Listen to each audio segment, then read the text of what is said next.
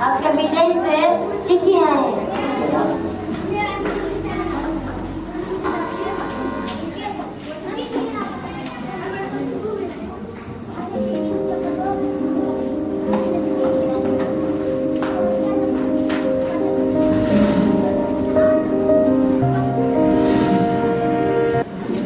भाई रामू,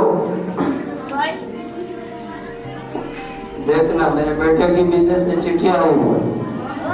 इसमें कुछ तो लिखा है पर हमको पढ़ना नहीं आता। जरा हमको दीजिए। अरे भाई, हमको भी तो पढ़ना नहीं आता है। लगता है अंग्रेजी में लिखा हुआ है। क्या हुआ? और चिट्ठी है, हम भी देख लेते हैं। अरे सब ससुरा अंग्रेजी में लिखता है, अब क्या करें? और सारा डिस्ट्रिक्ट में आइए तो Why did you call me? What do you want to say? सारा में चिट्ठी पढ़ कर बताइए ना यहाँ पर क्या लिखा हो, तो पढ़ने नहीं जानता हूँ।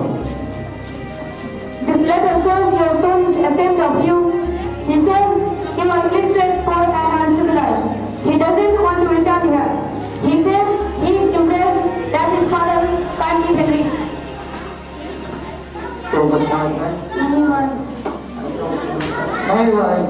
अरे भाई हमको अंग्रेजी नहीं समझ में आता, हमको हिंदी पढ़ना पड़ेगा। इस पत्र में लिखा है कि आपका बेटा आपसे शर्मिंदा है। वो कहता है कि आप अनपढ़, गरीब और असफल हैं। वो यहाँ वापस आना नहीं चाहता है। वो कहता है कि उसे शर्म आती है कि उसके पिता पढ़ भी नहीं सकते। मैंने खून पसीना बहाकर मेरे बेटे को पढ़ाया और आज अभी बेटा हमको जलील कर रहा है। अरे भाई, हम तो हमेशा भी ये सोचते थे कि पढ़ाई सिर्फ बच्चे के लिए, पर आज हमको समझ आया कि पढ़े लिखे ना होने का कितना सजा मिलता है।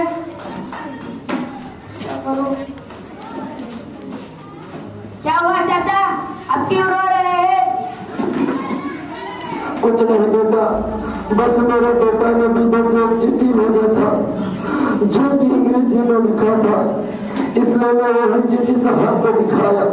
साहब ने पढ़कर बताया इसमें बहुत बुरा लिखा है। जरा हमको दिखाइए तो।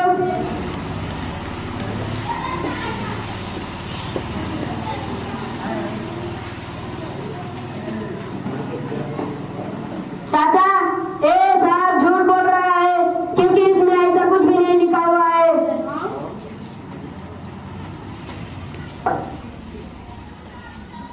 इसमें लिखा हुआ है, Dear Papa, I miss you a lot. I am doing well here. Sometimes I feel bad that I could not teach you English. I want to come back and teach everyone in our village.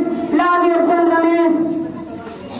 बेटा हमको तो English समझ में नहीं आता, हिंदी में बताएगा तो अच्छा होता।